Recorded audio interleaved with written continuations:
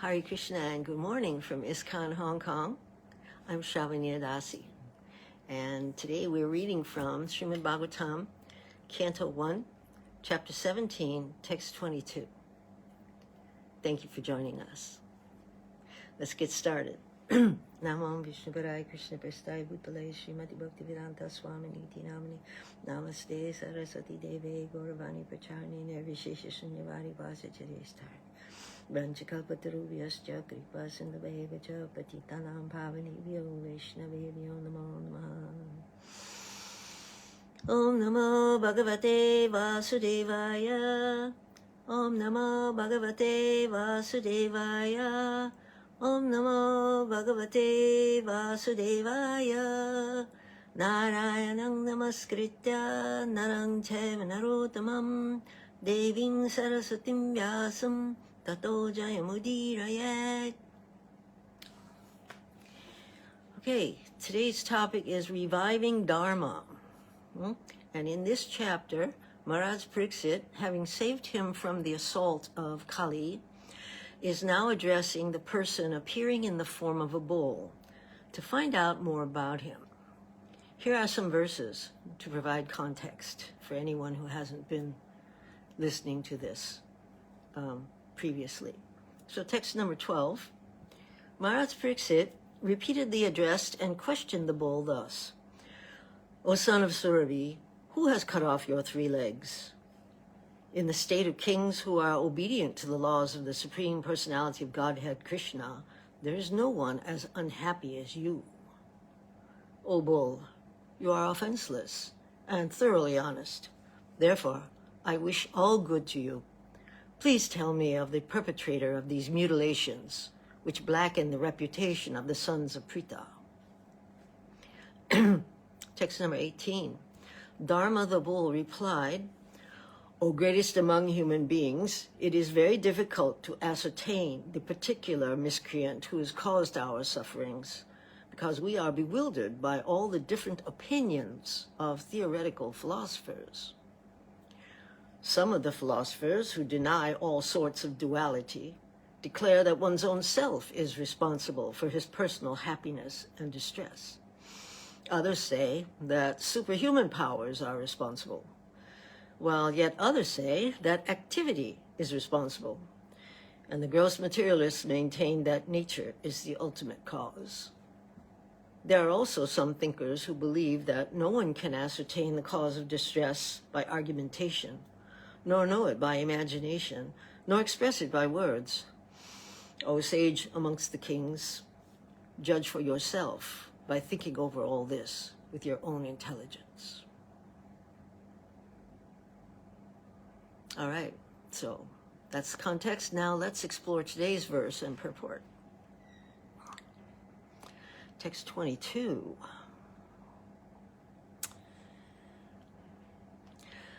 Rajuvacha dharmang bravishi dharmagya dharmosi vrisharupadrik urad adharma kritasthanang suchakasyapi tad bhavet. Translation and purport by His Divine Grace, A.C. Bhaktivedanta Swami Srila Prabhupada. The king said, "Oh, you who have the form of a bull, you know the truth of religion, and you are speaking according to the principle that the destination intended for the perpetrator of irreligious acts is also intended for one who identifies the perpetrator.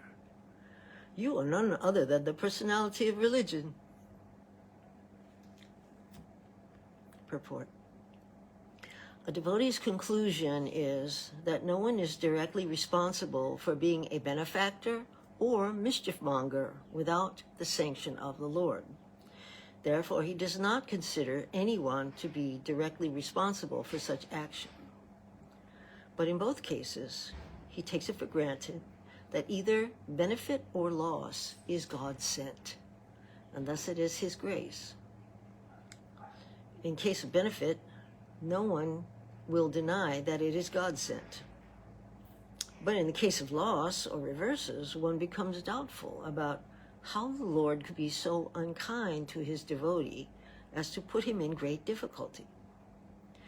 Jesus Christ was seemingly put into such great difficulty, being crucified by the ignorant, but he was never angry at the mischief mongers. That is the way of accepting a thing, either favorable or unfavorable. Thus, for a devotee, the identifier is equally a sinner, like the mischief monger. By God's grace, the devotee tolerates all reverses. Maharaja Pariksit observed this, and therefore he could understand that the bull was no other than the personality of religion himself. In other words, a devotee has no suffering at all, because so-called suffering is also God's grace for a devotee who sees God in everything. The cow and the bull never placed any complaint before the king for being tortured by the personality of Kali, although everyone lodges such complaints before the state authorities. But the extraordinary behavior of the bull made the king conclude that the bull was certainly the personality of religion, for no one else could understand the finer intricacies of the codes of religion. Jai Srila Prabhupada.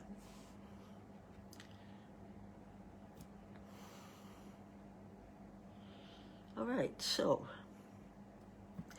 it was Sir Isaac Newton who said, "For every action, there's an equal and opposite reaction." He said this back in 1686. Well, this sounds like a description of how karma works. In the karma cafe of this material world, there's no menu. Each one of us gets what we deserve based on our past actions and desires, whether pious or impious. The subtle impressions of karmic reactions from countless lifetimes reside in the subconscious mind of one's subtle material body. Subtle material body is called chitta in Sanskrit, chitta. And this covers the pure spirit, which is called Atma. So Atma, Chitta. And the Atma is seeing through the Chitta, through that lens. Okay, well, we're allowed by the Great Spirit, God, to do whatever we want, but we have to pay as we go. So pious activities are like credits on the Chitta balance sheet, and they bring happiness. Impious, sinful activities are debits that must be paid through suffering.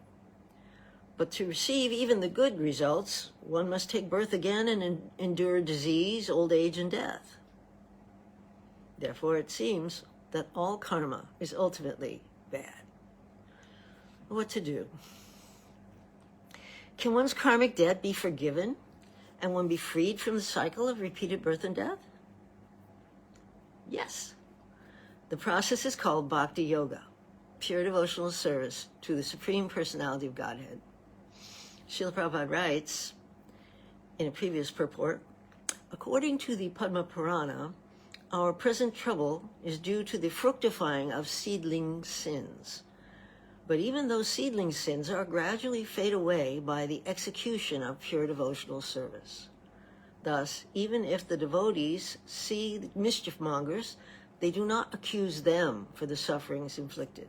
They take it for granted that the mischief monger is made to act by some indirect cause, and therefore they tolerate the sufferings, thinking them to be God-given in small doses, for otherwise the sufferings would have been greater. So if you're a devotee and something causes you some misery, take it for granted that I should have got a lot worse than this. Krishna is being very merciful to me. Yeah? This almost sounds like debt consolidation to me. Process of combining multiple debts, such as credit card balances and high interest loans, into a single new loan or payment. It's like Lord Krishna has consolidated my karmic debt and I got off paying a fraction of what I owed. Yep.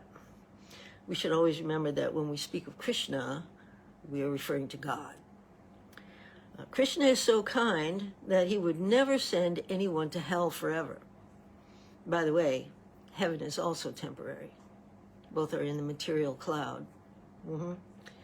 It is Lord Krishna's supreme spiritual abode where love and happiness exist eternally outside of the material world. In the Srimad Bhagavatam, it is seen that even the great souls, or the Mahatmas, here in the material world also sometimes endure suffering in their service to the Lord. But being equipoised in transcendental consciousness, they endure it without complaint. In today's purport, Srila Prabhupada writes, Jesus Christ was seemingly put into such great difficulty, being crucified by the ignorant, but he was never angry at the mischief mongers. That is the way of accepting a thing, either favorable or unfavorable. So while Jesus was being crucified on the cross, he said, Father, forgive them, for they know not what they do. Jesus did not say, Father, why are you doing this to me? No, he didn't say that. The pure devotee accepts whatever is arranged by the Lord without contention. Maharaja Pariksit's great-grandmother, Prita, also known as Kunti Devi, expressed such complete surrender as she prayed to Lord Krishna as he was leaving Hastinapur. This is from Srimad Bhagavatam, Canto 1, Chapter 8, Text 23 to 25. O Rishikesh, Master of the senses and Lord of lords, you have released your mother, Devaki, who was long imprisoned and distressed by the envious King Kamsa, and me and my children from a series of constant dangers. Even Krishna's own mother suffered. Wow.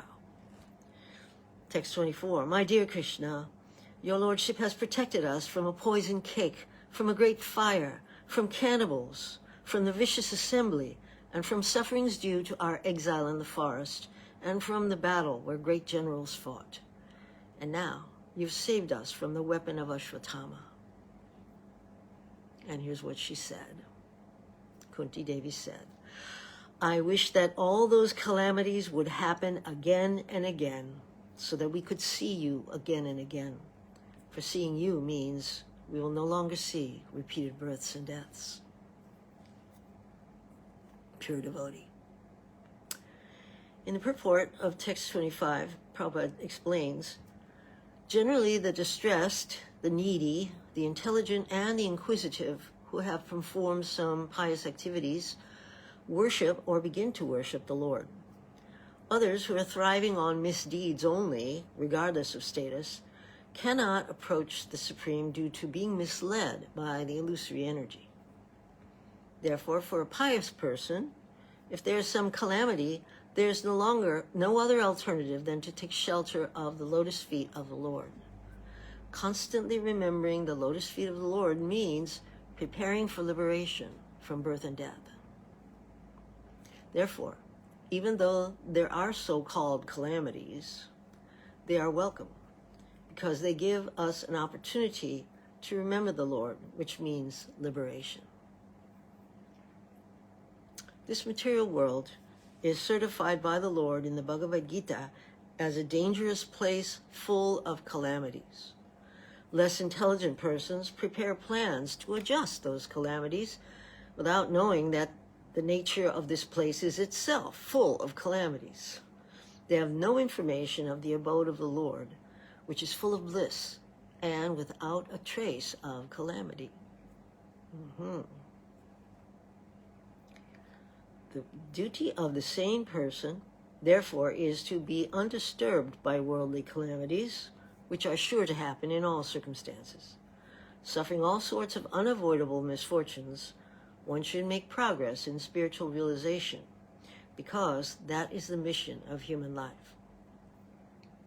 The spirit soul is transcendental to all material calamities. Therefore, the so-called calamities are called false. A man may see a tiger swallowing him in a dream, and he may cry for this calamity. Actually, there is no tiger, and there is no suffering. It is simply a case of dreams. In the same way, all calamities of life are said to be dreams. If someone is lucky enough to get in contact with the Lord by devotional service, it is all gain. contact with the Lord by any one of the 9 devotional services is always a forward step on the path going back to Godhead. So, we need to understand that surrendering to Krishna is not going to be the end of all our problems. It's the beginning of the great adventure. So, these so-called calamities are really purification, right, for a devotee, and they are uplifting. In a lecture that he gave in Delhi in 1975, Srila Prabhupada said, "Fate can be changed by Krishna. I shall give you protection from all resultant reactions to your sinful life." So that is fate changed. When you surrender to Krishna, he takes charge of squaring up all your sinful activities and their reactions. Surrender to Krishna, then your fate is changed. That's Prabhupada. Material nature's duty is to give us the karmic results of our materially motivated actions. Changing your fate means liberation from the clutches of material nature. This is achieved by engaging in loving service to the Lord. It's a gradual process. It may take many lifetimes. Lord Brahma said to Lord Krishna, "Tatenu kampam susamikshamano bunjana vevatma kritam vipakam hridvag vapurbir vidadan namaste jiveta yo mukti pade sadayabha."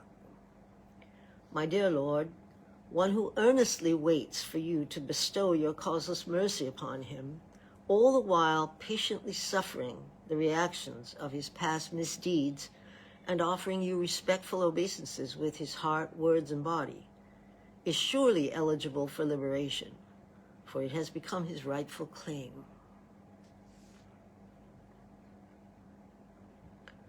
There's something very relevant in confidential knowledge in the purport of this verse. I'll share this with you.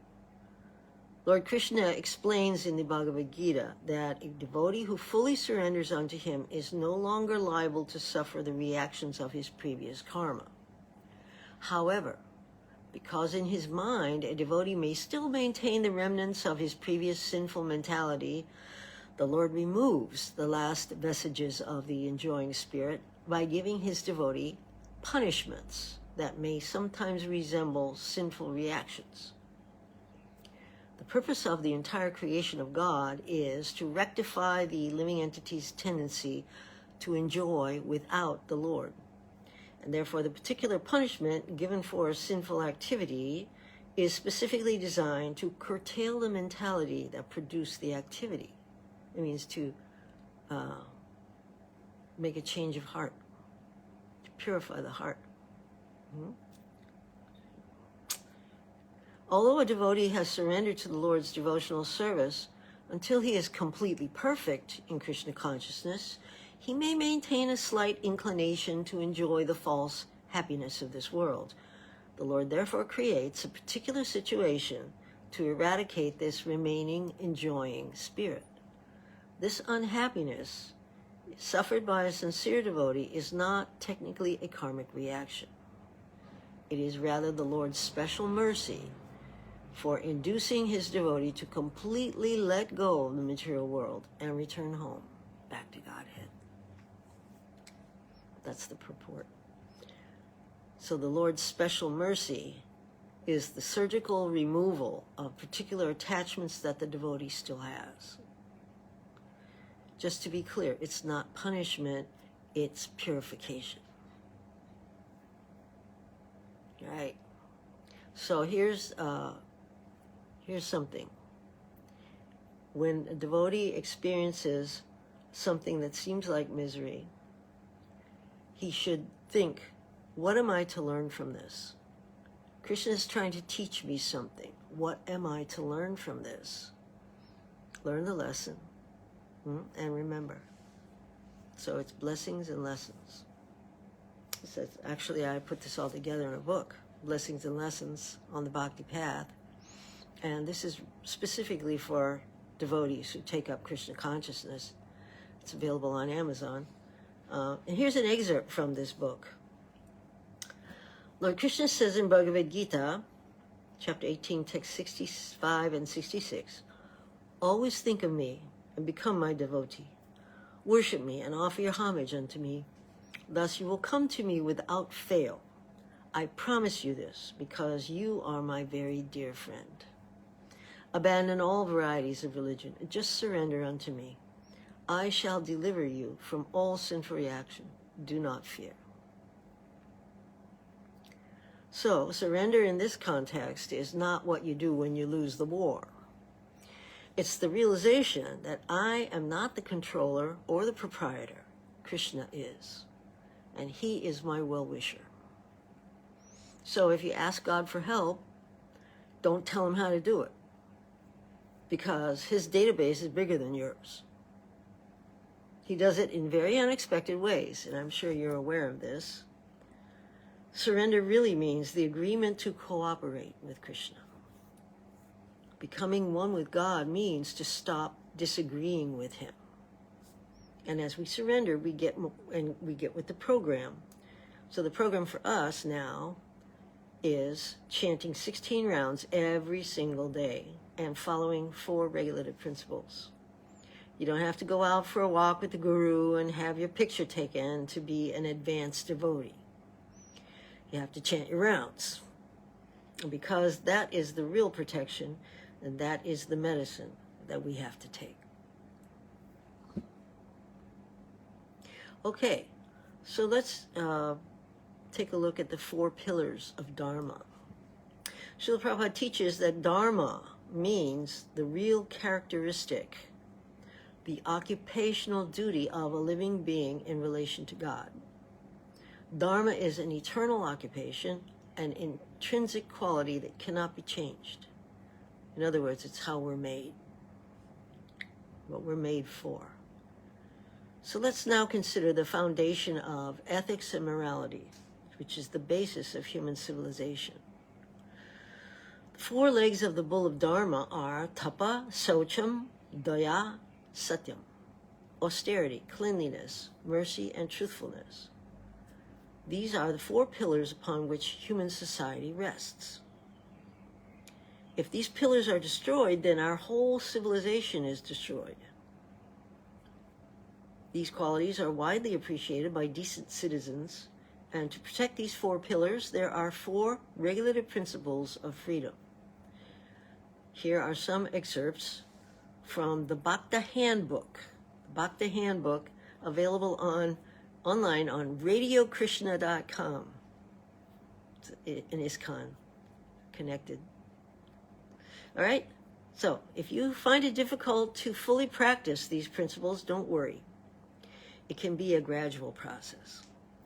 Number 1, no eating meat, fish, or eggs. Killing animals destroys the quality of mercy, daya.